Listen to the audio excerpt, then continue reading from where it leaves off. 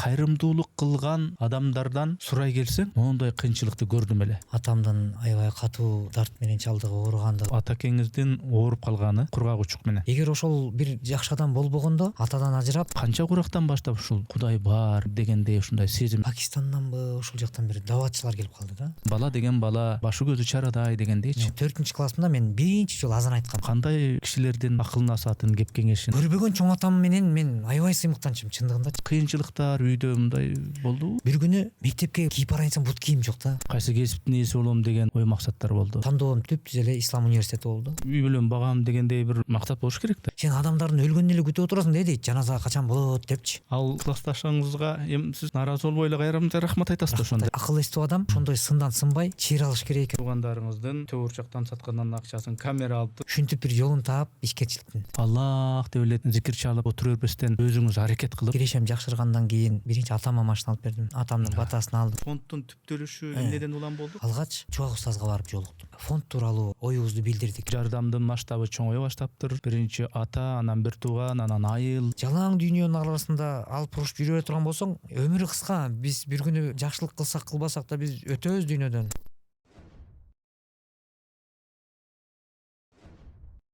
Урматтуу катталуучуларым, биз мамлекеттен же бир коммерциялык уюмдардан каржыланбайбыз.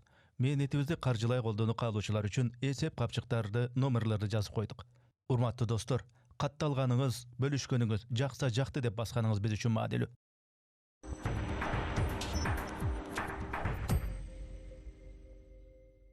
Амансыздарбы? Арбаңыздар. Ассаламу алейкум, урматтуу көрүүчүлөр. Биз кезектеги маегибизди, подкастты баштайбыз. Мен аты жөнүм Эрнис Кыяз. Биздин ушул студияда кезекте коногубуз бар. Аты жөнүн айтып койсом, Азамат Байматов. Кош келипсиз. Ассаламу алейкум. Алейкум ассалам. Рахмат. Атайын келгениңизге, убакыт бөлүп ушул жерге келгениңизге мен ыраазычылык билдирем.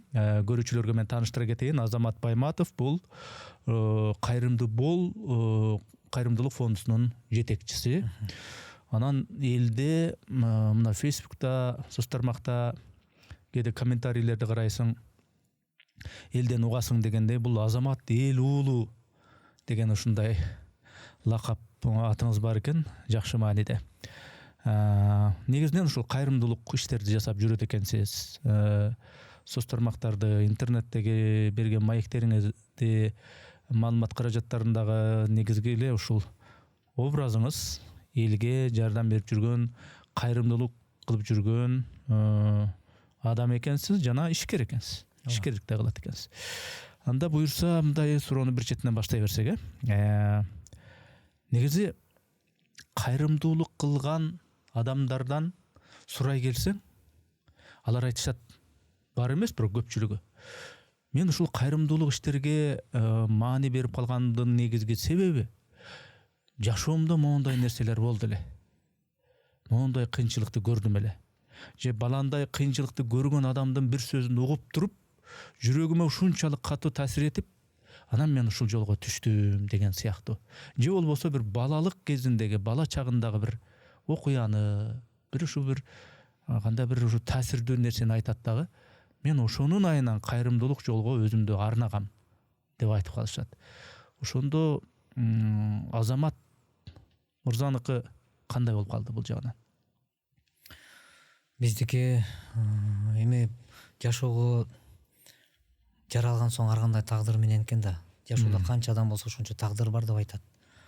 Анан биздики ушул менин кичээкей кезимде, бала чагымда атамдын аябай катуу дарт менен чалдыгы, ооругандыгы чоң себептердин бири болгон деп айтам да.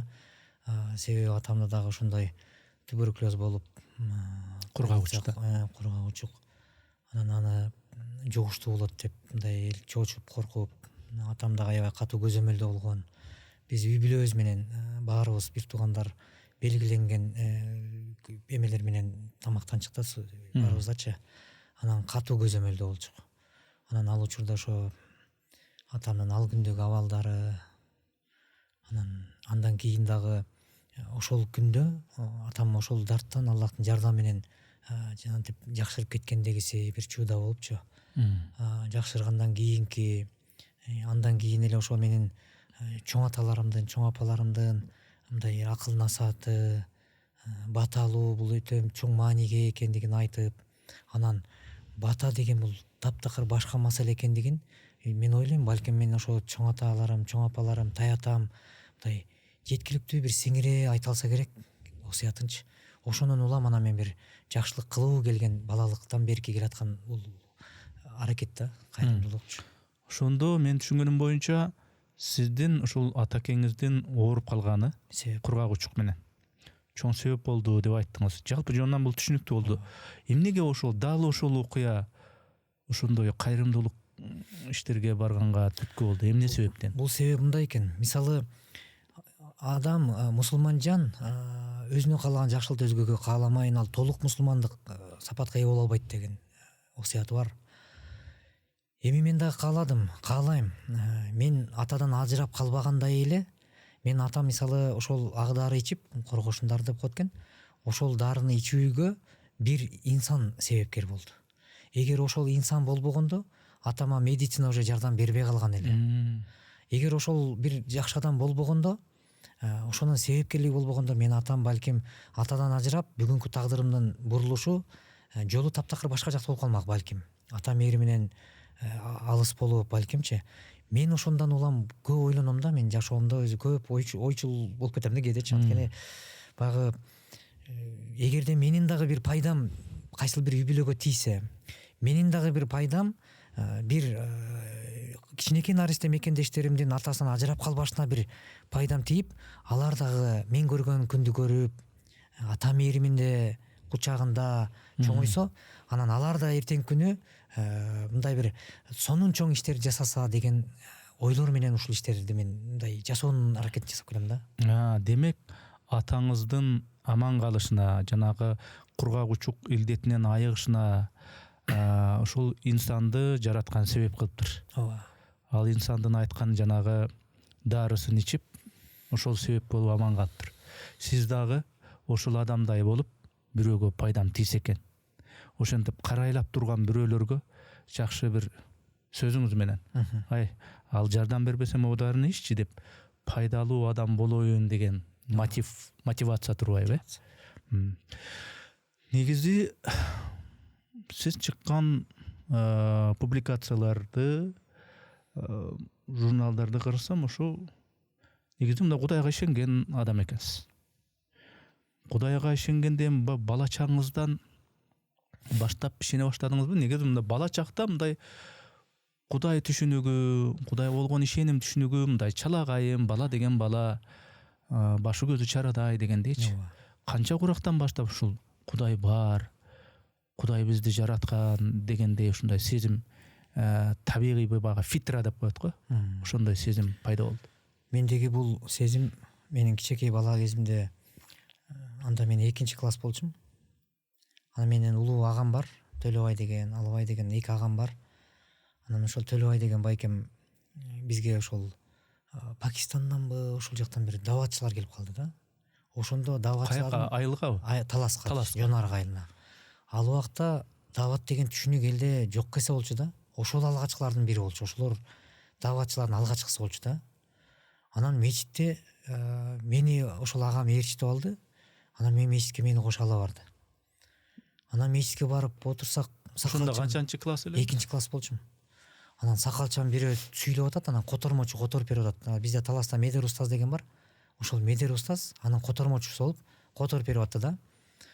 Анан ошондо айтылып атканда айтып атат да, ошол молдокечи таксыр. Мындай башкача бир эме менен айтып атат да, мындай мен ошол айтып атканда как будто эртең акыр заман боло тургандагыдай сезим болду да мендечи. Ал айтып атат да, акыр заман жакындап калды, акыр заман эгерде келген болгондо адамга адам жардам бере албайт. Атаң дагы, апаң дагы эч ким жардам бере албайт. Асман ушундай тытылат. Ушундай акыбал болгондо инсан эч нерсеге туруштук бере албайт. Десе мен ошондо мындай катуу мындай сезим орногондо жүрөгүмөчү. Демек мен эми кичике бала кезинде атаңа таянасың да. Анан байкеңге таянасың, бирөө уруп койсо. Көрсө ошондо учурда таяна турган эч ким жок экен да. Демек Кудайга эле таяна турган болуп кеткенбиз. Кудайдан башка эч ким жардам бере албай турган турбайбы деген түшүнүк 2 классымда менин мындай эме келген да. Анан намазды калтырбай окуш керек экенсе мен намаз окуйын десем үйдөгүлөр урушат да, сага суук тиет, кумган көтөрүп алып метсем десемчи. Анан ошондон улам, анан мен мечитке каттап, ал убакта мен чоң атам мечитке тынбай каттайт эле, Рыскул деген чоң атам бар эле. Анан ал чоң атам ошол кезде сопу болчу айылда. Анан ошону ээрчип алып, анан биздин аксакалдарды ээрчип көп барчу элем. Алардын кеңеши немесин уккандан улам анан ушул жаатта түшүнүгүм жакшырган да ушул кезден. Ушул подкастка чейин өзүбүзчө бир сүйлөшкөндө айттыңыз, мен 4-класстан баштап ушу айылдык мечитте мен азан айта баштагам деп, ошондой болду беле? Анан ошо мечитке барып жүрөм да. Эски мечитте болчу, анан ал убакта бизде окутчу. Анан барып окуп сабак алабыз. Анан 4-классымда мен биринчи жолу азан айткам эски мечитте. Ал убакта анда бизде азыр ошону бусуп салды, кийин жаңы мечит салынды да, эме мунарасын бусуп койду эски мечиттин. Ошонун үстүнө чыгып алып, анан мен азан айтып, анан баягы азан айтканда калтырак басып, денемди сүйүр болуп, анан сүйүнчүм да. Анан чоң атаман сурап атам, Рыскул чоң ата, сиз деле дайыма азан айтканда денеңиз ушинтип калтырап титирейби десем, жок балам, ал деген ушундай, сен деген Кудайдын жолуна чакырык кылып атасың. Муну Билал деген ушундай азанчы чакырык кылган алгач деп, мындай ошол тууралуу тарыхты бир аз айтып берсе, сүйүнүп, анан ошондон улам анан ушул жаатта эми өскөн да, мындайчы түшүнүгүм. Дин түшүнүгү, Кудайды ислам аркылуу таануу түшүнүгү ушундай экен. Деги эле андан сырткары бала мындай чөйрөнү карап өсөт. Адамдардын, улуу кишилердин айткан деген насаатын, кеңешин угуп, тыңдап, байкап, өзүнчө ичинен баягы анализ жасап, анысын оозеки айтып бере албаса да бала. Бирок аңдап, байкоо салуу менен өсөт да. Ошол кимдердин, кандай кишилердин акыл насаатын, кеп кеңешин угуп өстүңүз? Кандай чөйрөдө өстүңүз? Мен чөйрөм ошол көбүнчөсү ушу чоң ата, мен өзү карыган адамдардын эмесинде көп болчумун да. Мен мындай көчөдө кетип баратсам деле баягы карыган апа, чоң апаларыбыз отурса, энелерибиз отурса, ошолорго токтоп учурашып койсом, алар аябай сүйүнүп, ой айланайын, ким баласың десе, ушундай деп, мен Тарзандын баласымын деп улуу муундарга айткандан, Жүзбектин небересимин десем, аларга мындай резко неме берчи да. Мен Жүзбектин небересимин десем, Жүзкөмдүнбү? Жүзкөмдүн атыңдан айланайын Жүзкөм деп алар мындай башкача айтчы да. Анан ошол мага мындай бир стимул, мындай, сен ошондой атанын уулусуң, шуну эсиңен чыгарба. Сенин Жүзбек деген чоң атаң адилеттүү киши болгон, ал мергенчи болгон, ал урушкандарды табыштырып, элдештирип, ушундай кадыр бартуу киши болгон. Ал киши деген согушка катышып, ушундай мындай бир мергенчилик кылып, мисалы кийин согуштан кийин мергенчилик кылганда атып келген эмесин элге бөлүп, анан таратып беришкен да. Анан ушундай сыяктуу нерселерди укканда мен аябай сыймыктанчым да. Мындай көрбөгөн чоң атам менен мен аябай сыймыктанчым чындыгындачы. Анан ошондой эмелерди, акыл насааттарды, анан балам сен мындай бол, арамадал деген бар, азыр деген деп аксакалдардын сөзү таптакыр башкача болот го, мындай. Мындай деген нерселер болот. Анан жөн эле бир нерселерге башыңды тыга бербе. Жаман адамдар болот, алар сени азгырат. Ошондойлордон алыс бол деген сөздөрү мага көбүрөөк орночу өзүчө. Анан ошондон улам мен мисалы арак ичпе дечи да. Арак жаман болот, айланайын. Арак деген бул айбан акмак кылат десе, кичекейимен ошону жек көрүүмөн чоңойгом. Анан арак даамын татып көргөн жан эмесмин да. Арак даамын татып көрбөгөн жанмын. Анан ошонун улам ошондой ойлойм, ошондой бир чоң аталардын, анан өзүмдүн дагы атам көп айтат, туура кеңешин айтып, мындай кыл, андай кыл деп, анан ошондой бир эмеде чоңойдум. Үйдө, үй бүлөдө жашоо тиричилик кандай эле? Эми буга чейинки баягы 90 жылдардан бери карай, 95, 96, 97 жылдары мындай караганда азыркылар анча элес албаганы менен мында кадимкидей эле каатчылык болгон да. Бир айлыктар берилбей, анын ордуна бир буюм тайымдар берилип, анан кийин ун жок дүкөндөрдө, анан кийин тегерменге тарттырып, буудай эгип, буудайды жанчып, кадимкидей тегерменге алып барып, жанагындай кээ биркилер мындай загаранан, жүгөрүнан жеп дегендейчи. Ошондой болуп эле калды да. болду. Ошондой бир кыйынчылыктар үйдө мындай болдубу? Бизде да болду. Бизде эле багы жашообузда эми өтө алдыга чыгып кетпесек дагы, өтө артта калып калбасак да ата эне менен жашообуз орто жашоо болду. Бирок орто жашоодо жашаган адамдардын көпчүлүгү эле ошол учурда ошол күндү кечирди. Ошонун катарында биз да болдук. Анан ал учурда мен ушул 3-4 класстарым болуш керек, 3 классташым болуш керек. Анан акча жетпейт. Жанагынтип мектепте акча чогултуулар болуп калат го. Ошондо көпчүлүгү алып барса, ошонун арасында багы убагында алып бара албагандардын катарында болуп, анан Байматов, сен бүгүн да алып келген жоксуңбу акчаны?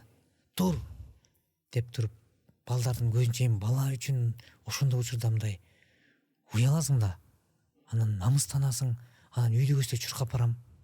Анан атама айтсам, атамда акча жок болуп атат. Атам болсо айтам, түшүндүрүпчү. Ата мен уят болуп атам. Тиякта ушундай болуп атат десең, балам, азыр жок болуп атпайбы? Эртең беребиз деп айт. Мен аны айтыш мага оор болчу да ошондочу. Анан кыскасы ушундай болуп атты жокчулук. Анан бир күнү мектепке бут кийип барайын десем, бут кийим жок да. Анан бут кийим жок.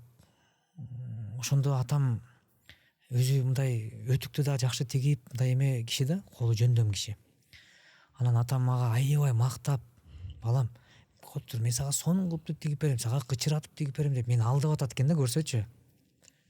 Анан сонун кылып бир таманды неме кылды да, үстүнө танкетканын немеси кылып, баягы кайыштан сонун кылып туруп мага танкетка тигип берди.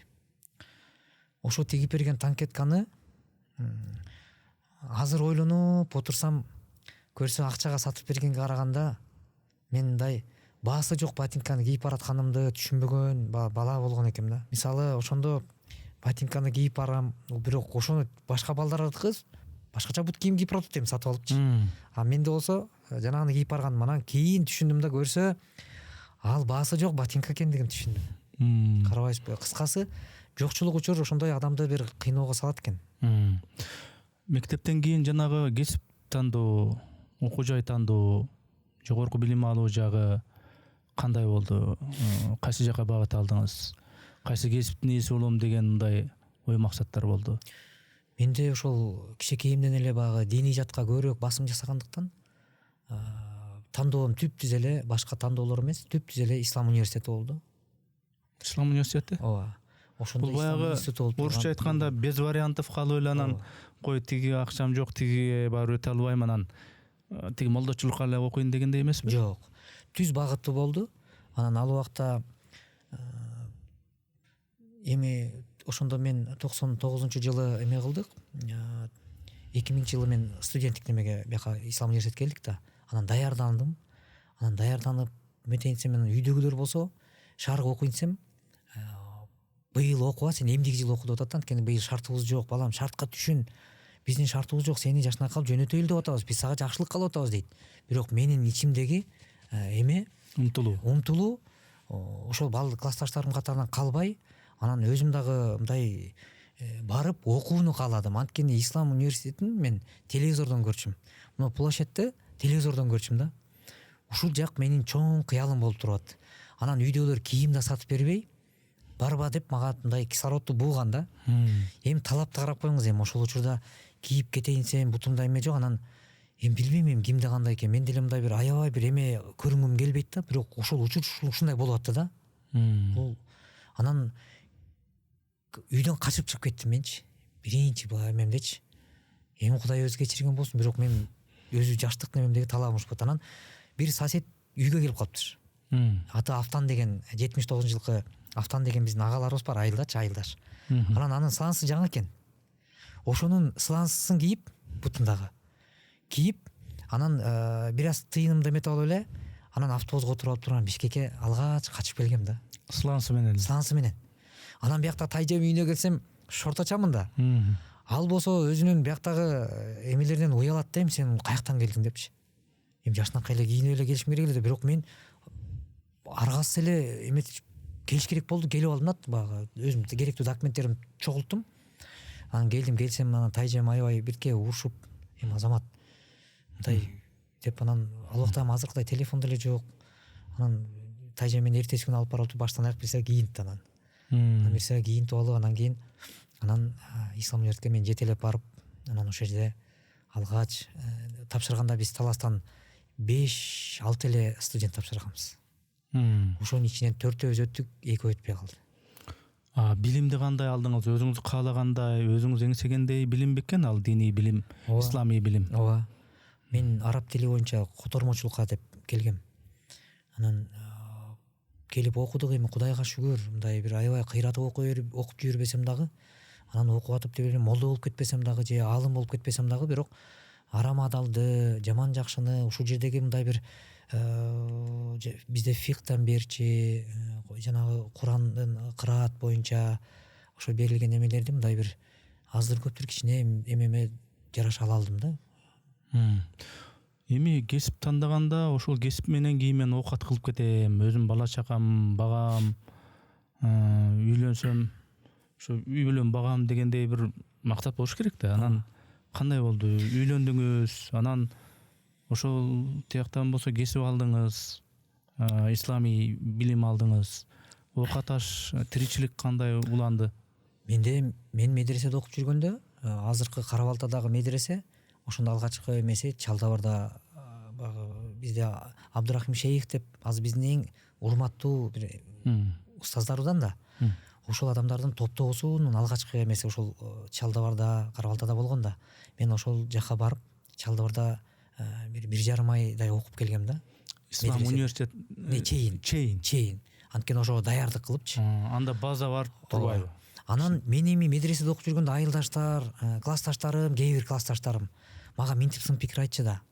Сынга кээ бир адамдар сынат экен да. Мага минтип мындай эме мени сындырган да ошол учурдачы.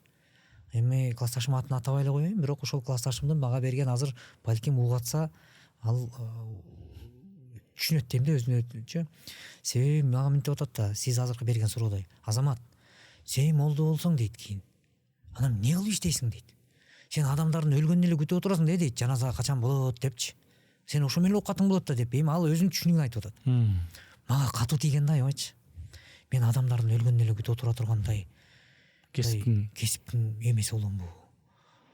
Бирок ойлоно келсем, молдочулуктун нар жагында эч кандайчалык деле бир көрүнбөйт да бир эмечи. Анткени чындап эле эми молдочулук деген бул акыретке даярдануунун эмесин, элдерди жамандыктан жакшылыкка кайтаруу, тозок бар, бейиш бар деген бир осуят айтуу да. Кеңеш берүү, туура багыт жол көрсөтүү. Анан мен ошол суроо ойлондурган да. Бирок Аллах Таала тагдырга жазмышында кандай жазса ошондой болот экен. Бирок ошол суроосун классташымдан мен бир канча жылдардан кийин эске алып көрсө, адамдардын өлгөнүн эле күтүп отурган эмес, ошол өлүм алдында жаткан адамдарга пайда бере турган адам кылып кое берүүнү билген эмес. Ушуну билген эмеспиз да. Көрсө жаш ушундук. Ошон үчүн ал классташыңызга эми сиз нааразы болбой эле кайра рахмат айтасыз да ошондо, Себеп? Мен сезимимди ошол кезде мындай бир эмени адамдар болот экен. Сөзү менен же сындырат экен, же ал курчатат экен да. Акыл эстүү адам ошондой сындан сынбай чыйыр алыш керек экен. Себеби чалынганда кээ бир адамдар кейит экен, кулап калса. Көрсө кулаганга кейибеш керек экен да. Андан сабак алыш керек. Ошондо үйлөндүңүз, үйлөндүңүз. Анан кийин үйлөнгөндөн кийин бар оокат кылыш керек.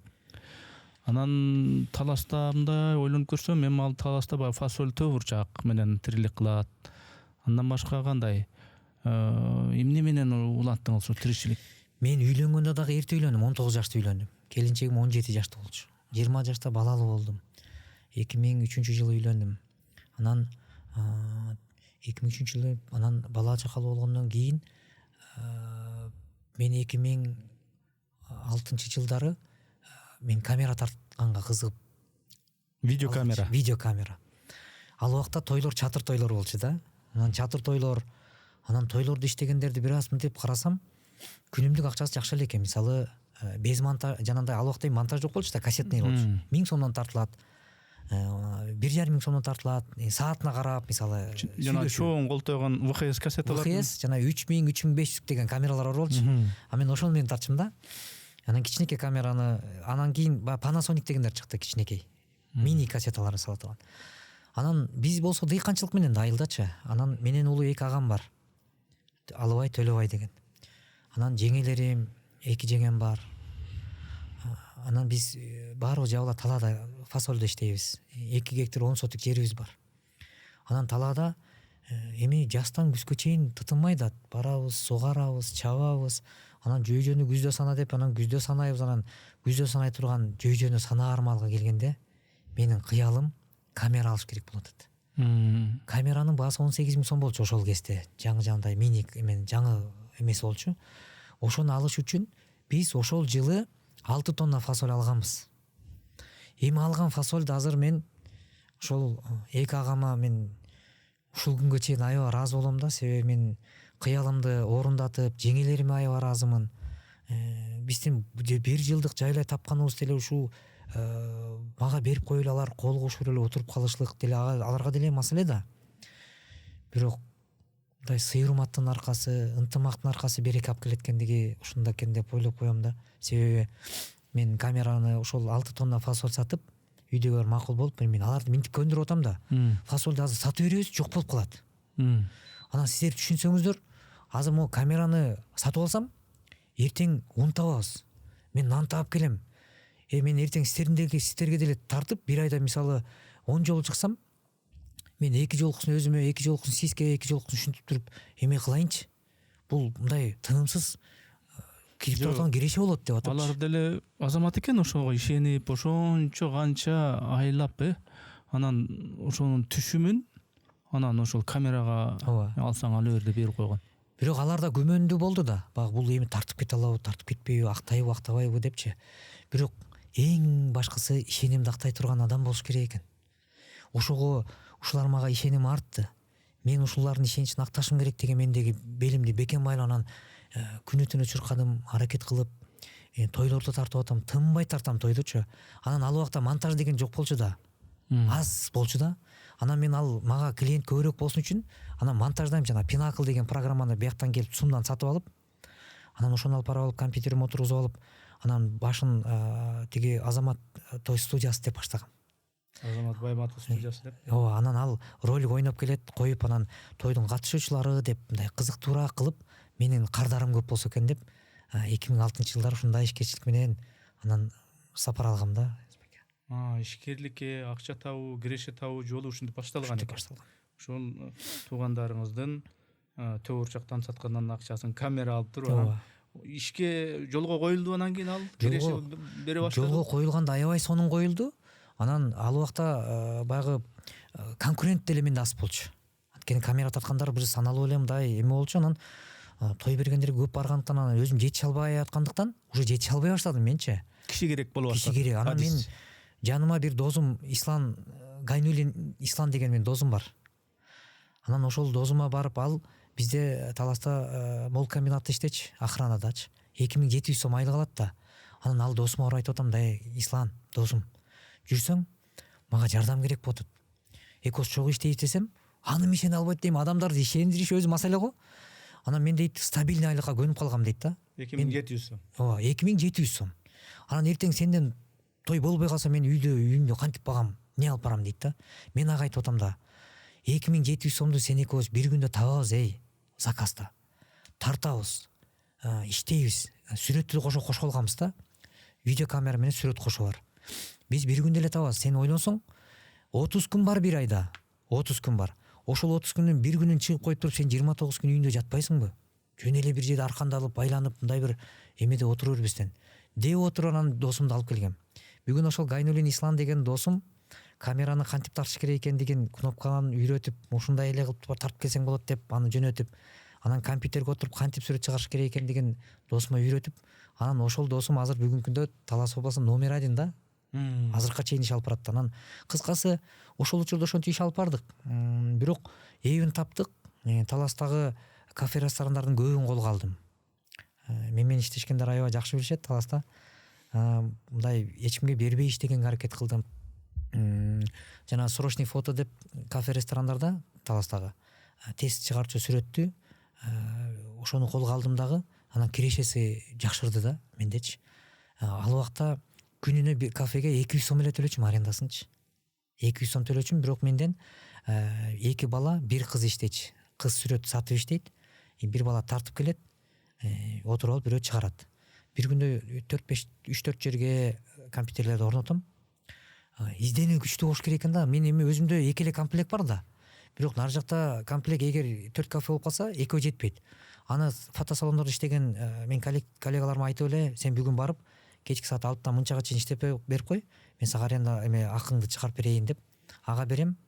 Ушинтип бир жолун таап ишкерчиликтин. Анан ошондон улам кирешем жакшырды. Ошентип отуруп мындай бир эми сиз жөнөкөй бир мусулман эмес, исламий билим алган мусулмансыз да. Ислам университетин бүтүпсүз. Ошол жерде кадимгидей исламий дарстарды, сабактарды окудуңуз. Бүткөндөн кийин жашоо керек, көрөкат керек. Мусулман катары мындай бир адал жол менен изденүү, кирешени көбөйтүү, жашоону жакшыртуу, Аллах деп эле тиленип, зикир чалып, дуа кылып отура бербестен өзүңүз аракет кылып, себептерин жасап, мусулман адам катары. Анан аракет кылдыңыз, жараткан көрдү, пендем аракет кылып аткан экен. Бирде тиги видео камера сатып алып туруп тойлор тартып атат, бирде тиги фото студия кылып атат деп көрдү дагы. Ошондо Аллах берди анан кийин. Кудай берди. Анан баягы күндү өткөн күндү өзү унутпаш керек деп коет го. Анан 2 агамдын жанагындай мага кылган жакшылыгы эсимден эч кетпейт бүгүнкү күнгө чейин. Анан кирешем жакшыргандан кийин мүмкүнчүлүк болуп калды. Биринчи атама машина алып бердим. Атамдын батасын алдым. Атам аябай сүйүндү, кубанды, батасын берип.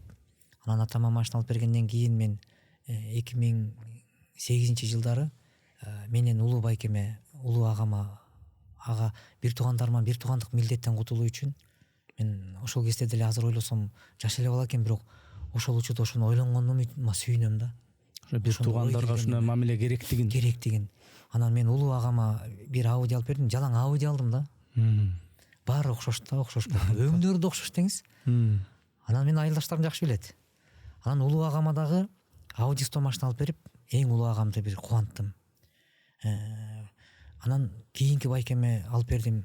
Алыбай Төлөбай деген 2 агам бар. 2 канатым деп мен көп эме кылып келем да. Бирок жашоо деген жашоо экен Нерзе байкем. Биз каалагандай же биз күткөндөй же биз ойлогондой эмес экен да.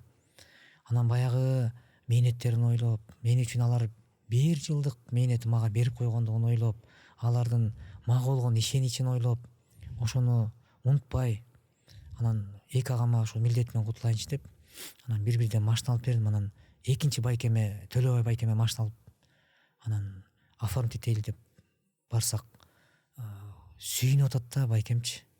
Бирок ошол күн ошончалык кымбат экендигин сезген эмесмин да. Биз билбейбиз да, бүгүн барбыз, эртең жокпуз, бирок биз ойлойбуз да мындай бир тим эле бир келечекке катуу бир эмени коюп алыпчы. Көрсө ошол күнү байкем оформить этип, анын кудуңдап сүйүнүп, мага бир аябай кучактап рахматын айтып, Азамат классташтарым менен мактанып, мындай сыймыктанып атат экен да. Анан бир сыйра кийим алып, куттуктап, анан ошол агам 35 жашында дүйнөдөн өтүп кетти да. Күтүүсүзчү жүрөгүнөн баягы эме болуп, ден соолугуна байланыштуу.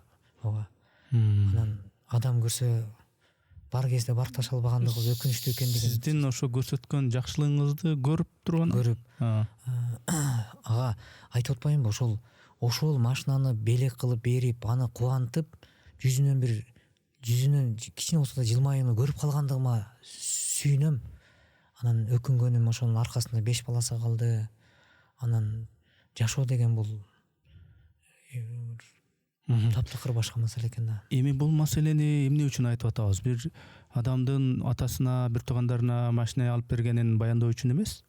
Бул жерде мусулман адамдын бир туугандарга мамилеси, атага болгон мамилеси жөнүндө сөз болуп атат да. Көрүүчүлөр ошону бир ушуга маани берип койсо, албетте жана хадистерге таянып, атайын ушу исламий икаяларга таянып айтылган насааттар өзүнчө. Бирок эми сиз турмушуңузда башыңыздан өткөргөн, өзүңүздүн кылган эткен нерсеңиз менен бир туугандарга кандай мамиле жасаш керек, атага кандай мамиле жасаш керек, ошону айтып атасыз да, менин түшүнүгүм боюнча. Бул мындай байке, мен айтайын деп сөзүмдү мындай жеткиликтүү да эмете албай атам, оюмду жыйнай албайчы. Жашоочу биз бирге элебиз да.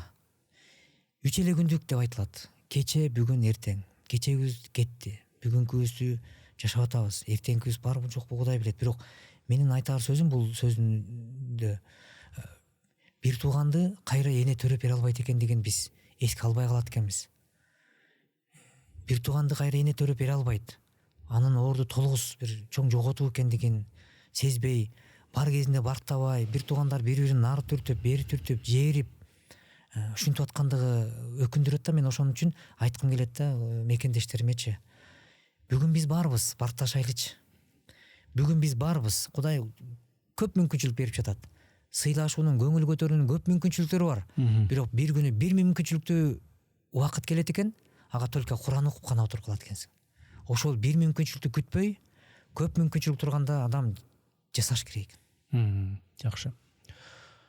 Эми жанагы ишкердик маселеси боюнча байкалбаган менен мындай өзүңүз изденип, жол жобосун болушунча өзүңүзчө анализ кылып, анан ошол жанагы киреше табынын бир булактарын издештирипсиз. Бул деле өзүнчө бир ишкерлик. Ооба. Элге кызмат кылуу, адал жол, бирөөгө кыянатчылык жок, кызмат көрсөтүү дегендей. Анан ошол ишкерликтин ыгын таптыңыз, кирешелер түшө баштады. Демек, бирөө атаңызга, бир туугандарыңызга машина алып бере тургандай деңгээлде болсо, демек киреше жакшы эле боло баштаптыр. Мындайча айтканда, ишкерликтин дамын тата баштадыңыз. Ошондо эми ишкер катары сүйлөңүз. Ишкер катары кандай кылыш керек? Бул мындай мусулман адам, мага ушул болсо болот, айланайын, ушу болот, жетет. Эртең 3 күнчүлүк өмүрдө ушу менен жашап өтөбүз дебестен, мусулман адам мындай бай болгонго, комфорттуу жашаганга, мындай бир бапырата жашаганга умтулуш керекпи? Жакшы киреше түшсө, ошо кирешесин сарамжалуу пайдаланып, муну мындай кылам, муну тигиндей кылам деп жанагы финансовый грамотность деп коет го. Ошо жагын кантыш керек? Ушуну бир исламий өңүттө мындай бир линияда бир айтып берсеңиз. Мен ошо ишкерчиликте айтып атпаймынбы, жанагы сүрөт менен иштеп жүргөндө, бир күндө 3-4 кафе, ресторандарда той болгондо, мен бир күндө жакшы киреше менен чыгып аттым да, бир 30 000, 40 000 таап калам. Расходтон тышкары. Бир күндө. Бир күндө. Анткени мен бул иштөө тактикасын да билиш керек экен.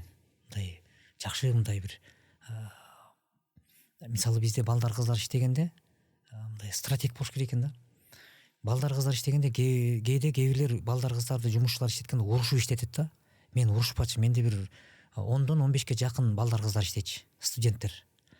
Анан мен аларга мындай айтчым да, бир күндө балдар кыздар келгиле. 2009-жылдары болчу. Келгиле. Силер 6 сааттык убакытта ошол жерде азыр иштейсиңер, кызмат кыласыңар. Анан мен аларга айлык төлөп берем. Күнүнө 300 сомдон айлык төлөт элем да ошол мезгилде. Официанттар болсо 150 сомдон, 200 сомдон айлык алат эле да. Мен аларга айтам, силер мустак суу кармабайсыңар, оор көтөрбөйсүңөр. Кургак жумуш.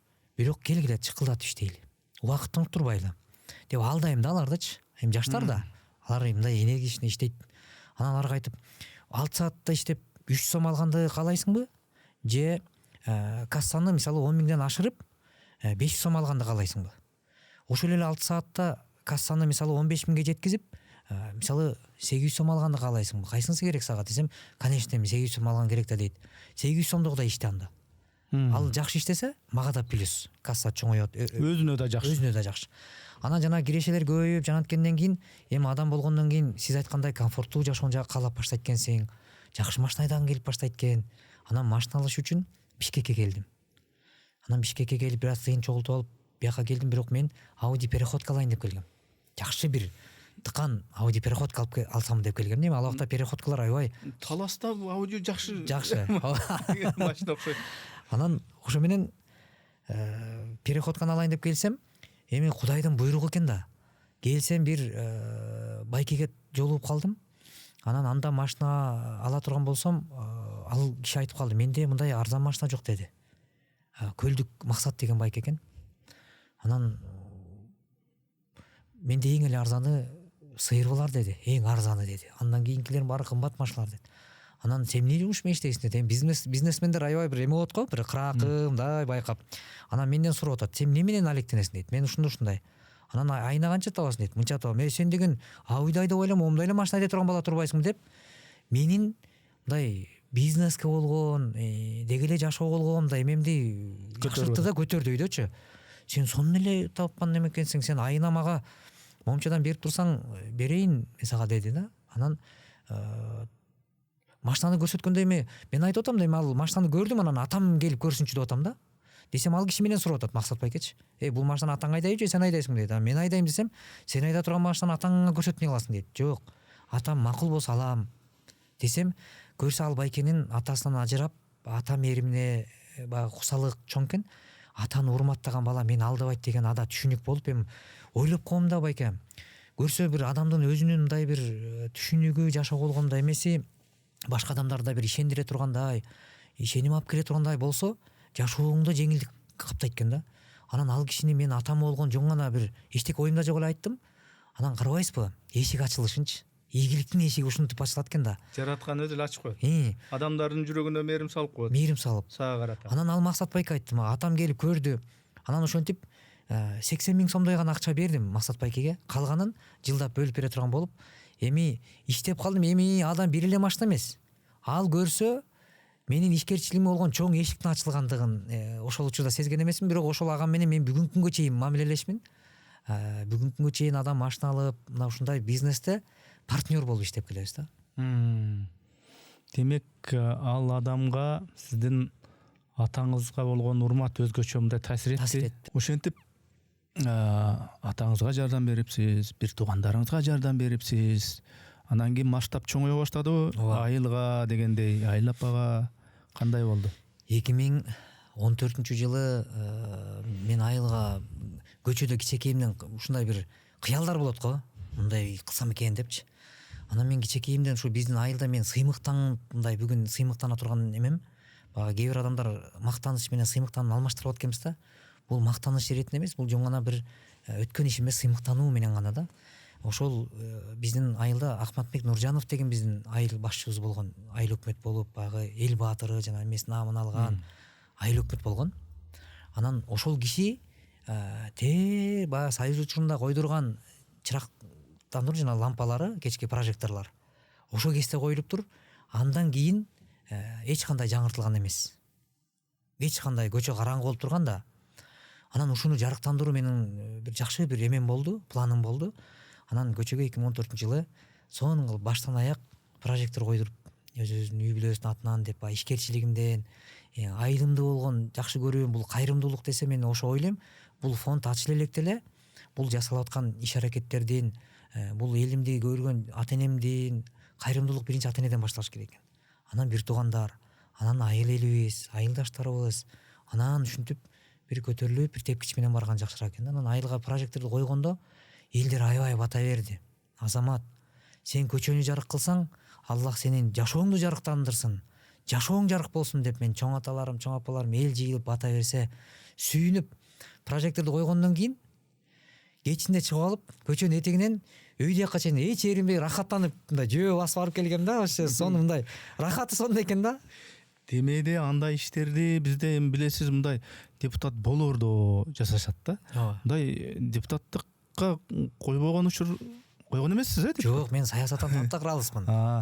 Мен аны койгондо дагы эл деген эл экен да. Биздин айылдаштарда деле багы аларды жаман көрбөйм. Ой, Азамат деген өзүнүн чөнтөгүнөн коюп турбу буну? Бир депутаттыкын эле ошол кезде ушундай болуп атчу эмес беле?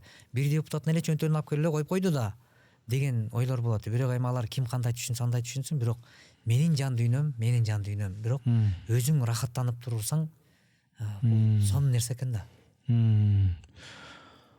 Андан кийин кайрымдуулук фонду деп азыр мен көрүүчүлөргө тааныштырбадымбы?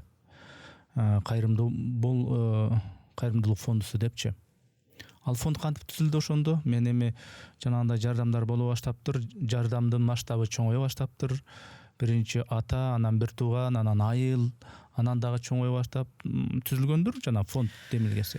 Биздин ушул могу азыр фондко чейинки эмемди оюм, мисалы жанагындай мен эме сөздү уккам да, байке. Баба Дыйкан деген эки бир тууган болгон экен. Бул менен ошол бир 7-8 классында уккан бир осуятта. Анан бул мен ойлойм уккан адамга да чоң таасир берсе керек. Баба Дыйкандын бабасы улуусу, Дыйканы кичүүсү экен. Анан бабасы үйлөнүп жайланган бир тууган экен, экөө тең томолой жетим балдар экен. Анан ал убакта Дыйканы үйлөнө элек экен. Анан экөө тең баягы буудай эгип окат кылчу экен, жамбакчы экен. Анан ал убакта баягы кампасы болбогондон кийин баягы ачык асман алдында эле баягыны үйүп коюп түшүрчү экен да. Экөөнүн иштегени бир экен, болгону баягы түшкөндө кырманын бир эле жерге бирок эки бөлүк кылып түшүргөн экен. Анан теңме тең эле түшүрүшкөн экен да, экиге бөлгөндөчү. Анан биринчи түнү улуу байкеси кайтарып жатат экен. Анан баягы эгинди кайтарып жатып, анан бір ой келет экен да, мен үйлөнүп жайланганмын, бала чакалуу болуп, бул бир тууганым үйлөнө элек, буга көбүрөөк акча керек, бул бойдок. Эми бул үйлөнүп жайлангандан аркы берки кылып бир бутан турганга буга көбүрөөк керек мага караганда. Мен Кудайды карабай эле бөлүп алып турмун, Кудай мени кечирчи. Бир тууганым болгон аяр мамилени кыла албаптырмын деп, тиги бир тууганына деле көрсөтпөй, айтпай этпей эле чака менен сузуп туруп тиги бир тууганына кошот экен. Өзүнүкүнөн. Тигиде болсун деп, менде болсун эмес, бир тууганым да болсун депчи.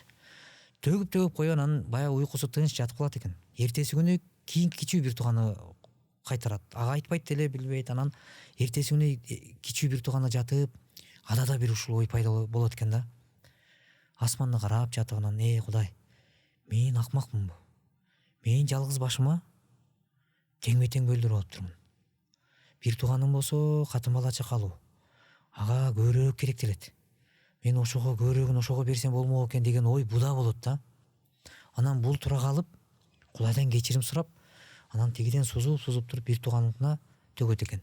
Эми бул жерде мен айтайын дегеним, эки бир тууган менде болсун эмес, бир тууганымда болсун деген жашоо менен береке тапкан экен. Анан бир кайыптан кылып, ошо эки үймөктүн эмеси чоң үймөк болуп, Аллах Таала бир кереметин көрсөткөн экен деген уламыш бар да. Анан бул нерсе мага да таасир бергендиктен, анан менин да жашоомдо ушул нерседен эме алдым да. Бул кийин азыркы жашоомдо ушул бир өзүм башман болуп өттү. Муну мени тааныган адамдар жакшы билет. Анан 2014-жылы менин эң чоң жакшы жыйынтыгым бул агама үй салып берүү болду. Анан агама, өзүмдөн улуу агама баягы өзүбүздүн жамандык жакшылыгыбыз боло турган аэропортубуз ушул жер деп, анан үйдү салууну пландап, бирок ошону салууда дагы мен бул жерден аябай ыраазы болом келинчегиме.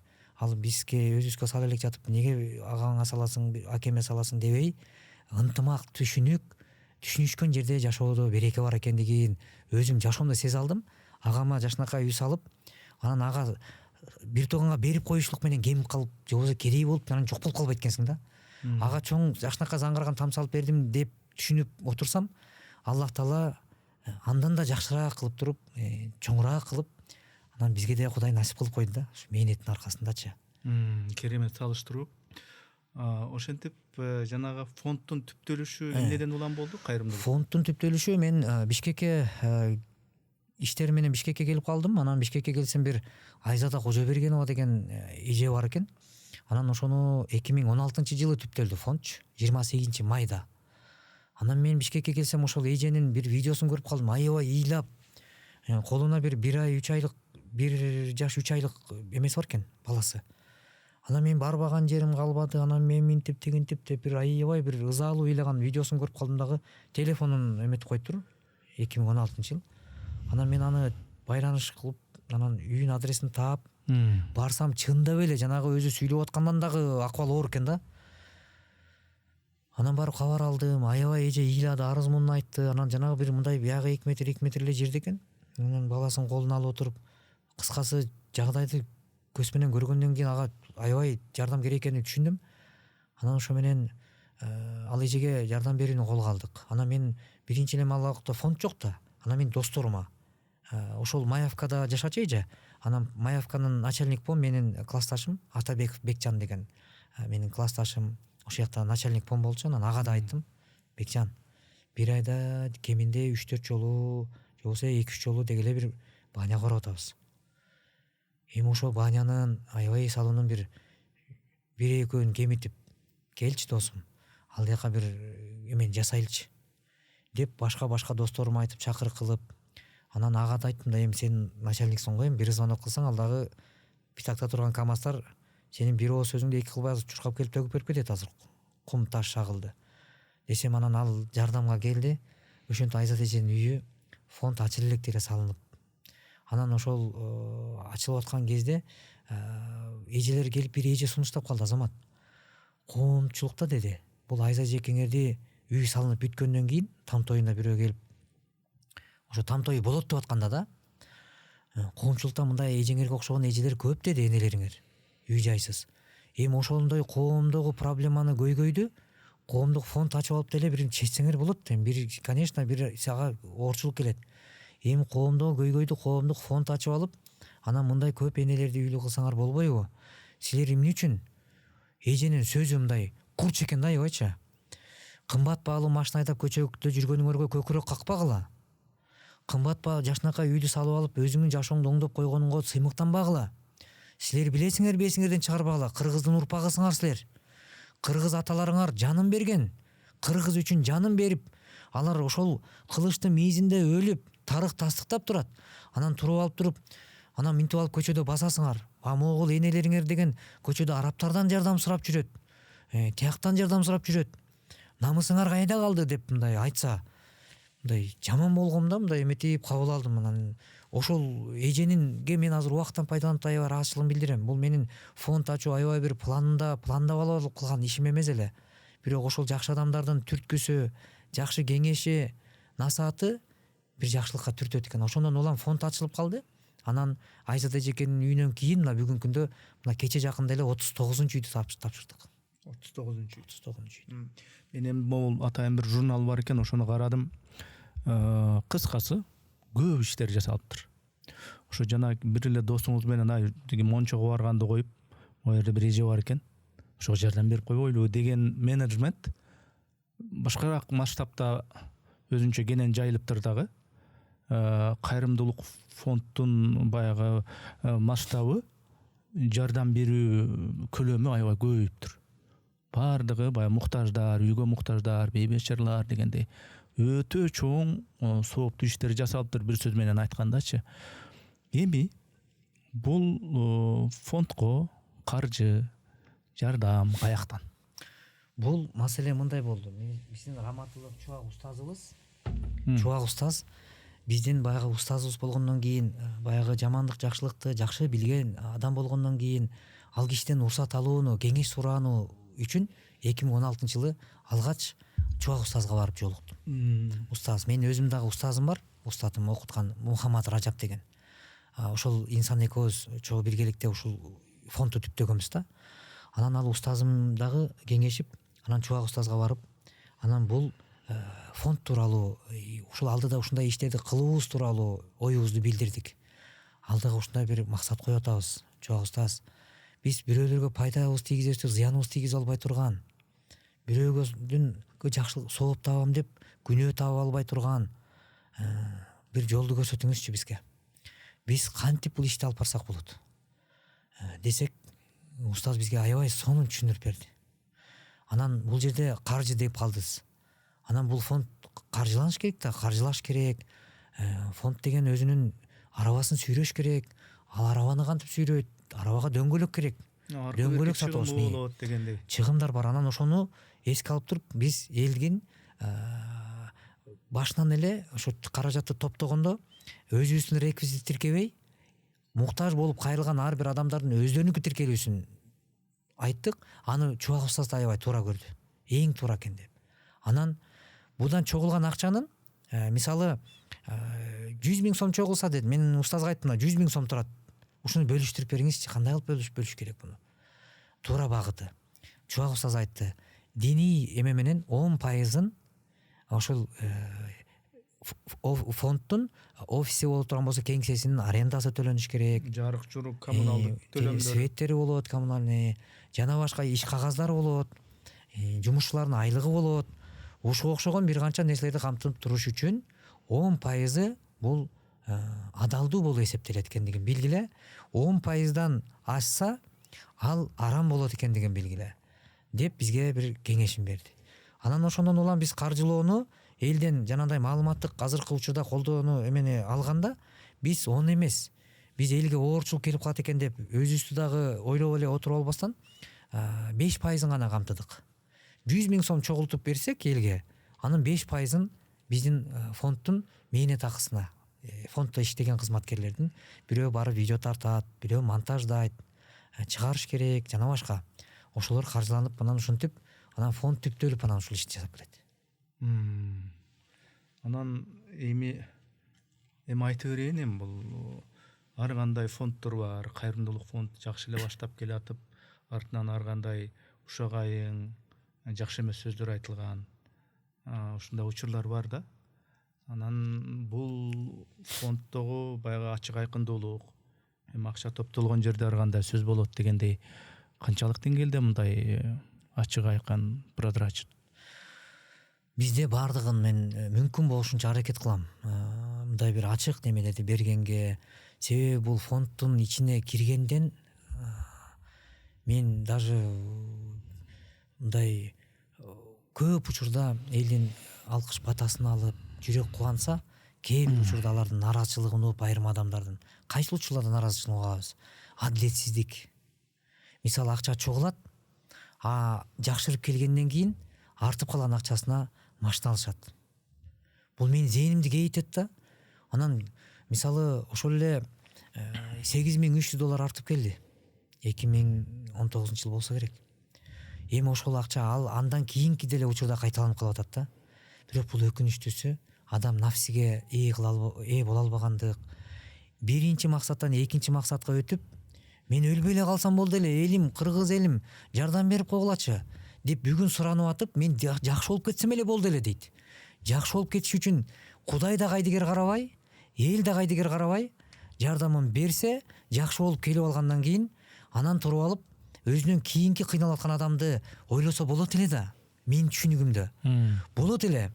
Эми ой, кыргыз элим жардам берип коет десе, элдер мээнети менен тапкан акчасын берген. Бул мээнет менен таппай эле элдин берип койгон акчасын кайра элге берип койгонго мындай дити барбай, сараңдыктын туу чокусун көрсөткөн учурда кейиткенсиң да. Айтсаң, мен анден дейт Байматов келип акчамды талашып атат дейт. Элге туура эмес маалыматтар таратып, ким жаман, Байматов жаман. Эми сен эмне кыласың дейт, ооруп келсе берип эле койбойсуң деп. Ал төшөктө жаткан баатырлар, акылдуулар күйгүзөт экен адамды. Анан эми ал акча мага бер деп мен алып бир жеп коеюн деп эмес, өзүңдөн кийинкилерге бер. Сен өлбөгөндөй тиги кыргыз да өлбөй калсын десең, түшүнө албаган адамга түшүндүрө албайт экенсиң. Ошондо жана мен мурдагы суроомо толук жооп албай калыптырмын, өзүм да сурабай калыптмын. Негизи келчү каражат мындай ишкерлерден, өлкөнүн сыртынан, ичинен да негизи. Ооба, каражат мисалы биз көбүнчөсү маалыматтык колдоону бергенде, көбүнчөсү биз, мен азыр учурдан пайдаланып рахмат айткым келет, мекенден четте жүргөн мекендештерге. Аллах Таала эки дүйнө ыраазы болсун. Кимде ким кол сунуп колдоосун жасап келген болсо, Кудай билүүчү зат. Биз арабтардан, түрктөн, орустан, Кытайдан биз эч кимден карыз да акча алган жокпуз. Мен башыма калпагымды кийип, кыргыздын уулу катары барып чөгөлөп, анан бир шейхтин алдына биз басып барган жокпуз. Биз намыстуулук менен, кел кыргызым, кыргыз кыйынчылыкта эч ким таштаган эмес.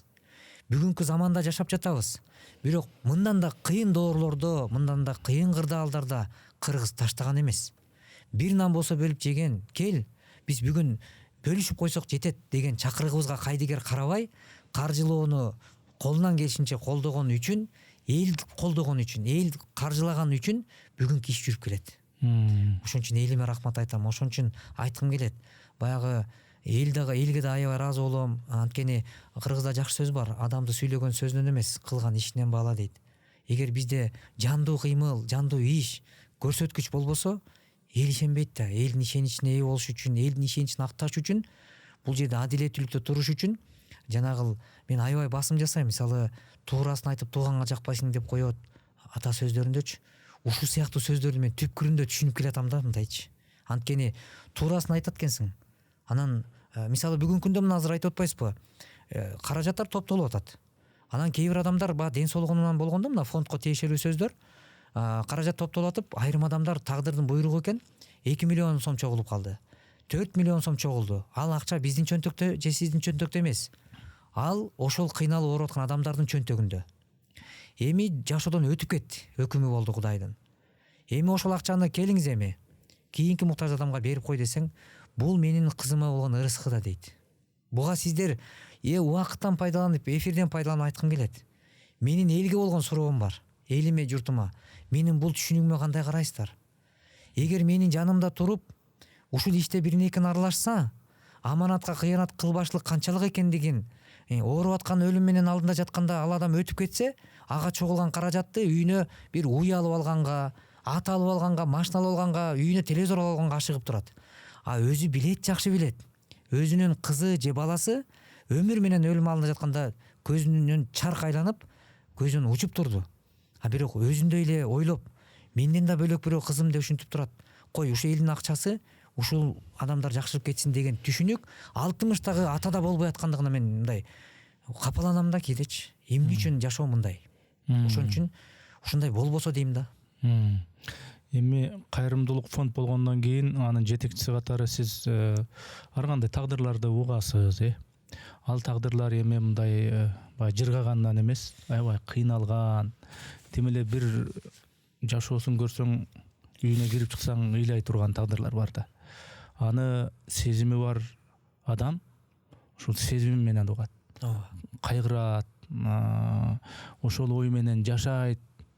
Тияка бияка жолугушууларга кана бир пландаган иштерде жүргөнү менен баягы жүрөгүндө ошол азап чеккен адамдын, ошол жана тагдыры оор адамдардын жүгүн кошо көтөрүп алып жүрөт болуш керек дейм да, мисалы үчүн. Ошол мындай оор эмеспи ошол жүктү алып жүрүү, психологиялык жактан дагы, же бул сыр бербей эле роботтой болуп эле мындай жүрүү? Байке, бул оор экен негизи. Түшүнгөн адамдар үчүн бул кандай түшүнүктү кабыл алышат билбейм, бирок оор экен. Анткени адам бирөөнүн ден соолугун жакшыртам деп атып, өзүңдүн ден соолугуң кетет экен да. Мисалы, ооруп аткан адам жанына барып алып күлүп тура албайсың да, жылмай албайсың. Кээде мага келген видеолорду көрсөңүз, жүрөгүңдүн эме үшүн алат да.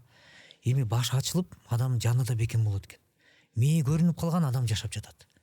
Эми кээде той топурда отурасың, бир жакшы жерде отурасың, тынбай телефонду тешет, чалат. Эми улам занятый бассаң деле кайра чалат. Анан алып туруп сүйлөшсөң, мен азыр бир аз сайын бошобой атат элем десең, урушат кээ билерчи. Алып койбойсуңбу дейт. Биякта биз минтип атсак, тигинтип атсак милдет кылышат да. Ошон үчүн айтам да, мына робот болуш керек го депчи. Анан ушундай жагдайлар болуп калат, оор эле экен. Мисалы, даже бунун мага аябай жаккан жактары элдин батасы мени мындай жыргатат, мени сүйүнтөт да. Себеби канча адамдар үйлүү болушуна себепкер болсоң, баары үйү жок неме үйлүү болуп, сүйүнүп, жүрөгүнөн дуа кылып, сонун көрүнүштөр. Көчөдө жүрсөм да маанайым жок, кетип баратсам, мени таанып калган адамдар, ой деп караган кээ 70-тен ашкан апалар. Жана сен Азамат баламсыңбы? Элге жардам берген. Ооба десем, ай айланайын, келчи деп чекемен сүйүп, батасын берип, маладес. Сен деген момундай иш жасап атасың деп мындай дем күч берип коет. Анан мындай маанайыңды көтөрүп коет. Кечинде уктап атканда уктаарда бата менен уктатат, бата менен ойготот, кыргыз элимчи. Бул мени сүйүндүрөт. Анан жанагындай оорчулук жактары болсо, жанагындай мисалы үстүмө азыр жашнакай кийим кийип койсоң, күмөндүү караштар да. Как будто мени элдер ойлойт экен, мындай жалаң эле ушу кайрымдуулук менен окат кылат экен депчи. Бул жеке ишкерчилик менен деле окат кылат деген ой аларда кээ бир адамдар ойлобойт экен да. Негизи мындан башка дагы жеке ишкерлик менен алектенесиз да. Мен жеке ишкерчилик менен ошо 2006-жылдан бери багы өздөштүрүп ишимди жасап ага чейин эле баягы өзүңүздүн. Анан бүгүнкү күндө деле мисалы машиналарды арендага берип, Яндекстенчи, ошодон кичине тыйын тыпыртап, жанагы эле ишимди бүгүнкү күнү чейин улантып келем. Жана камераларды, аппараттарды алып коюп, аны балдарга алып берип коюп, жармысын силер алгыла. Түшкөн кирешени жармысын мага бергиле. Ынтымакташып окат кылайлы. Машиналарды арендага бергенде дагы бүгүнкү күндө мындай өзгөчөрөөк бир нерсе болуш керек биздечи. Ал кандай? Ар бир айдын жума күндөрү жуманын урматына мен аренда албайм. Эмне үчүн? Себеби жуманын урматына сен ал күнү барып жума намаз оку. Кудайга сыйынып дуа кыл. Үй бүлөңө барып көңүл бур. Аталык милдетиңди аткар үйүңө барып, ошол күнү тапкан акчаңды өзүңө жумуша. Келинчең алып алып, кызыңды, балаңды алып алып барып кичине тамактанып отуруп, жалаң эле жумуш деп далбастап бүгүн да аренда төгүшүм керек деп тыпырабай, бар бир тууган. Көңүл бур. бир айдагы 26 күнгө мага Кудай береке берсе мага жетиштүү болот. Кудай буйруса депчи. Анан ушундай ынтымак менен эле жасалган ишкерчилик. Анан мен дагы кээде тамаша иретин айтам да байке, Эрниз байке.